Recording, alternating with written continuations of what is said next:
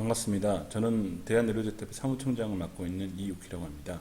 오늘은 여러분과 함께 데이터 3법이 8월 달에 통과됐습니다. 그래서 거기에 맞는 전 개인의 정보보호, 특히나 저희는 의료 데이터 관련된 내용에 대해서 앞으로 저를 포함한 8명의 그 화자들이 설명을 해주실 겁니다.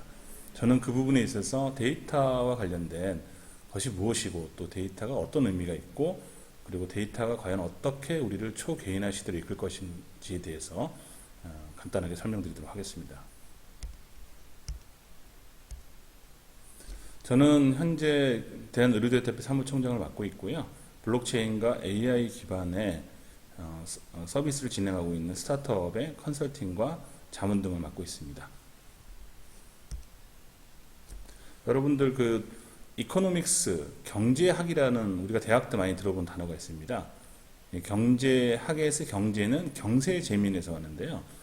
그야말로 세상을 부유하게 하고 백성들을 널리 구제할 수 있다는 의미로 쓰이는데요.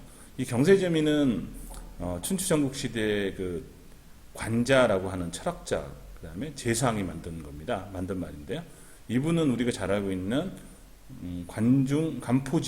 관포지교의 관중입니다. 굉장히 뛰어난 경제학자고 역사가고 철학자였죠. 예.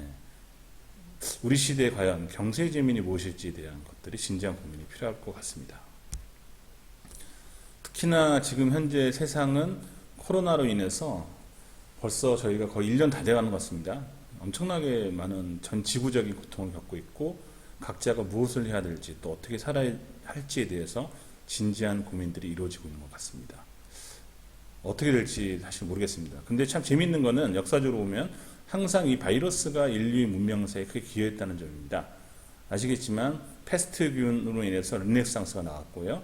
그 다음에 스페인 독감으로 인해서 산업혁명이 발생했고 북아메리카의 경우는 그 유럽인들이 퍼뜨린 바이러스로 인해서 기존의 그 원주민들이 몰살을 하고 새로운 이주민들이 이렇게 문화를 만들어가는 시대를 만들어냈습니다. 과연 이 코로나는 우리 시대에 어떤 의미일지 사뭇 궁금해지고 있습니다. 서울대 유기현 교수님이 그 미래 계급에 대한 전망입니다. 미래는 플랫폼을 소유한 아주 극히 일부분의 기업인 0.001%라고 표현이 되어 있는데요. 그 다음에 정치, 연예인들, 그 다음에 AI, 이 세 개 계층이 우리 미래를 지배할 것이라고 예측하고 있습니다. 그리고 나머지는 프레키아트라고 해서 단순 노동자라고 표현이 되어 있는데요. 과연 우리가 만들 미래가 어떤 모습일지는 저 역시 궁금하고 여러분들도 어떻게 생각할지 모르겠습니다. 사실 우리가 이 코로나 시대에서 좀 관심을 더 가져야 될 게 뭐냐면 큰 개념이 변화하고 있는 시대거든요. 이 기원전 5세기를 우리가 흔히 기축시대라고 표현을 합니다. 그때 철학과 역사학, 그 다음에 과학이 형성됐다고 볼 수 있는데요. 공자라든지, 뭐 부처님이라든지, 소크라테스라든지, 이런 유명한 그 성인들이 그 시대를 중심으로 해서 만들어졌고요. 그런데 지금 이 코로나가 굉장히 중요한 축이 변화하는 시대라고 예측을 해볼 수 있을 것 같습니다. 일단 시간적으로 본다면 저희는 다시금 산업화 이전의 어떤 시대로 뭔가 시간적 흐름이 바뀌고 있다는 생각이 들고요. 공간으로 따져본다면 국가에서 이제 도시 개념의 어떤 시스템으로 바뀌고 있다. 또 인간의 경우는 프라이빗이라는 개념이 더 중요해지고 탈중앙화를 통해서 초개인화하는 시대, 이런 시대에 우리가 또 접목하지 않는가 생각합니다. 물론 여기에 맞는 어떤 삶의 태도라고 한다면 제가 간단하게 써놓긴 했는데요. 린, 바르고 지속적으로 하는 린의 사고방식과 어필리에이트, 더불어서 남들과 협력하는 이런 삶의 모습이 결국은 우리가 코로나 이후에 우리 삶의 모습이지 않을까 생각을 합니다. 네, 아까 좀 전에 말씀드린 대로 우리 생각은 엄청나게 변화하고요. 사실 기술 문명은 이미 저희가 알고 있지만 개발이 되어 있습니다. 그래서 뭐 건강 돌봄을 할 수 있는 신발의 형태라든지 또 음식도 스마트팜이라든지 스마트 키친이라든지 또 예를 들면 의료의 경우도 의사 로봇이라든지 원격 진료라든지 이런 다양한 또 탄생도 인공배아도 가능한 형태의 구조까지 기술 문명은 발전해 있습니다. 시대적으로 기술적 문명사를 또 보면은 앞으로는 양자 컴퓨터라든지 블록체인도 있고요. 그 다음에 드론, 뭐 3D 프린터, 인공 광합성, 뇌신경 공학 이런 것들이 이제 큰 변화하는데요. 그래서 기존에 제가 앞에서 축이 변화했다고 하는 얘기는 뭐냐면 기존에 저희는 공간과 입자의 시대에서 이제 드디어 시간과 파동 시대로 들어가고 있다고 볼 수 있습니다. 네.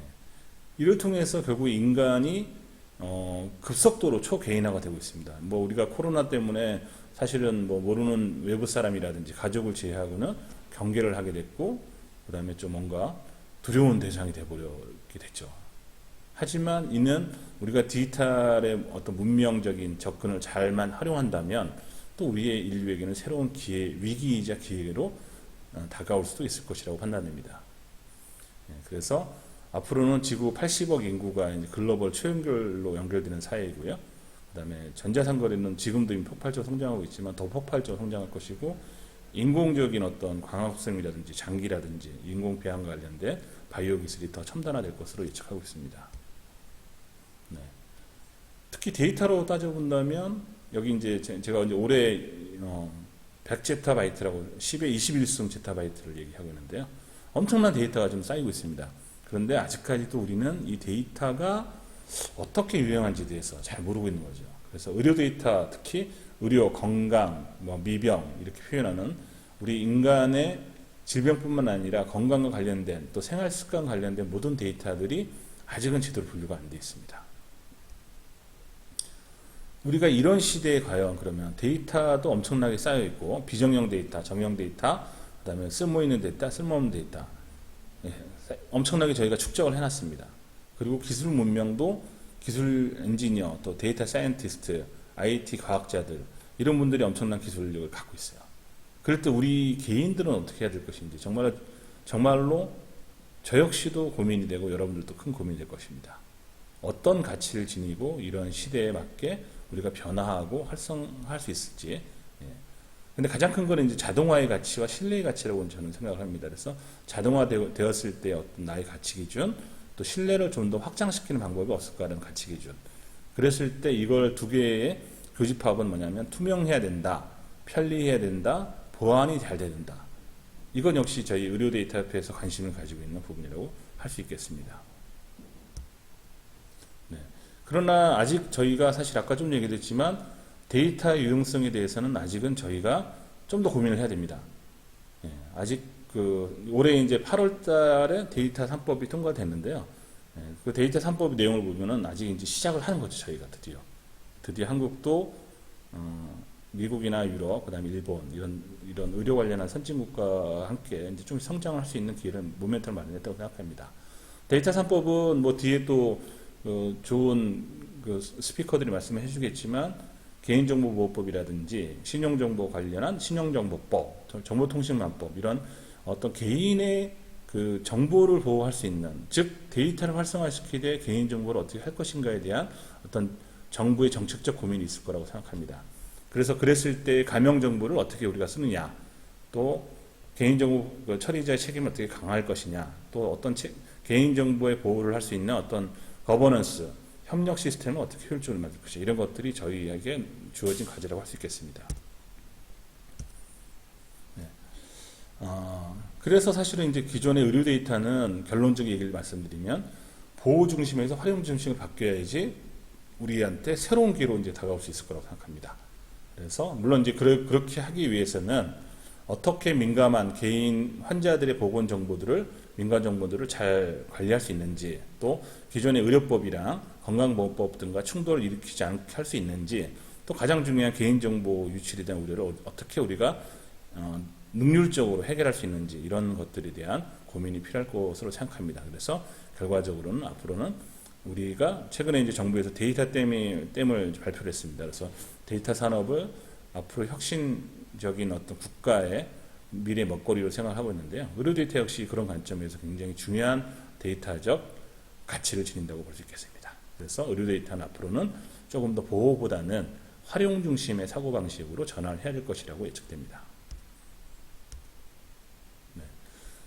그래서 뭐 아까 이제 좀 전에 말씀드렸지만 그러한 그와 관련된 여러 가지 움직임을 보는 회사들도 많이 나오고 있습니다. 아직은 신생 기업인데요. 기존의 바이오 기업, 그다음에 건강식품, 뭐 건강 관련한 이런 디바이스 업체들뿐만 아니라 이런 데이터를 활용하고자 하는 다양한 기업들이 나오고 있는데요. 결국은 건강이란 건 습관과 연관되어 있습니다. 그래서 이 습관을 어떻게 개인들에게 효과적으로 데이터화시켜서 이것을 기술, AI나 블록체인과 같은 첨단 기술과 연결을 시켜서 우리 그 커뮤니티들 간에 효율적인 미래가치, 그 다음에 자산으로서 활용할 수 있느냐 하는 것들이 우리에게 중요한 과제라고 생각됩니다. 네. 이거 지금 제 얼굴 때문에 안 보이는데요. 우리 몸속에는 37조에 해당하는 세포들이 있습니다. 이 세포들이 하루에도 끊임없이, 그리고 이 시간에도, 이 순간에도 끊임없이 폭발적으로 변화하고 움직이는 것인데요. 결국은 이것은 우리가 생존이 기반이긴 하지만 태양도 역시 끊임없이 순간순간 핵폭발을, 핵융합을 진행을 하고 있습니다. 이와 같이 우리 몸속에 변화하는 이런 다양한 핵융합 반응에 대해서 이것을 우리가 이제 앞으로는 데이터적 관점에서 접근한다면 그것이 우리에게는 커다란 그 가치 형성에 도움이 될 것으로 보고 있습니다. 네. 리처드 도킨스라고 유명한 작가이면서 과학자죠. 이분이 이제 이기적 유전자에서 말씀한 게 있죠. 그러니까 사람은 유전체가 만든 기계이고 이 유전자를 후세에 남기기 위해서 이기적으로 행동하는 존재라고 인간의 본질에 대한 설명을 했는데요. 제가 이제 이 장표를 보여드리는 이유는 뭐냐면 우리가 데이터를 특히나 의료 데이터라든지 건강 데이터라든지 미비용 데이터를 바라보는 관점이 어떻게 해야 되는지에 대한 생각이 좀 필요하지 않을까라는 생각도 듭니다. 네. 지금 현재 애플을 멋지게 이끌고 있는 팀 쿡 대표죠. 이분은 이제 어떤 AI 부정적 측면에 대해서 이렇게 이제 얘기를 하고 있죠. 부정적 요소보다는 나는 기계가 인간처럼 생각하지 않는 것을 걱정하지 않는다. 다만 내가 걱정한 것은 인간이 기계처럼 생각하는 것이라고 표현했습니다. 그러니까 우리가 데이터를 바라보는 관점도 좀 여러분들이 인사이트를 얻으실 수 있을 거라고 봅니다. 네, 마윈은 또 이렇게 얘기했습니다. 인류는 기계와 달리 신앙과 영혼이 있고 독특한 창조력이 있다. 인류가 기계를 통제할 수 있으면 기계는 영원히 인간을 뛰어넘을 수 없다.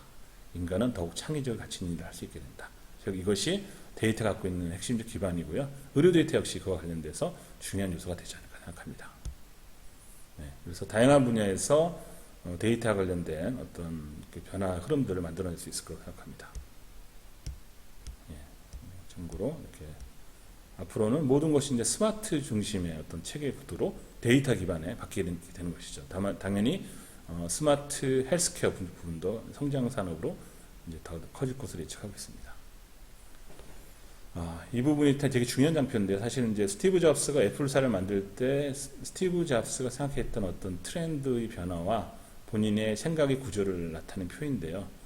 근데 한번 미래를 예측하고 가설을 세우고 모순을 해결하고 기술 프로세스 디자인을 혁신하고 생태계를 만들고 매니아를 창출하고 다시 또 문화를 확장하고 융합을 통해서 글로벌로 나아가는 이런 형태의 미래 모식도를, 미래의 구조도를 스티브 잡스는 생각을 하고 애플을 창업했던 것이죠. 네, 데이터 관련돼서 조금 더 좀 재미있는 얘기를 드리면 이제 이게 마음이란 표현인데 팔만대장경에는 저렇게 많은 52330 152 자 정도의 숫자가 있습니다. 이걸 줄이면 반야신경의 260자고요. 이를 다시 좀 줄이면은 모든 것은 마음먹기에 달렸다라고 하는 어떤 철학적 개념이 이어지는데, 그러니까 데이터를 바라보는 우리가 데이터라는 것이 갑자기 생긴 것이 아니라 역사에서 끊임없이 진화해 왔고 발전해 왔습니다. 그리고 이제는 드디어 기술을 통해서 이것을 한 단계 높은 방법으로 이제 올려놓을 수 있게 된 것이죠. 네. 결국 데이터는 우리에게 어떤 새로운 인사이트를 주고 있는데요.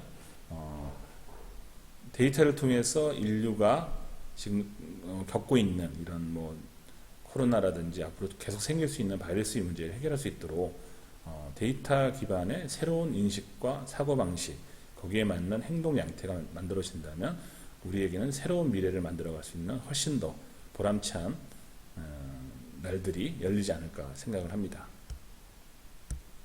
네. 짧지만 제 말씀을 드리겠습니다. 좀 더 길게 하면 좋겠지만 또 다른 좋은 분들이 계시기 때문에 저는 도입 부분에서 여러분들에게 데이터와 그 다음에 개인정보 그리고 데이터를 활용했을 때의 어떤 앞으로 초개인화 시대가 어떻게 열릴 수 있는지에 대해서 간단하게 설명을 드렸습니다. 감사합니다.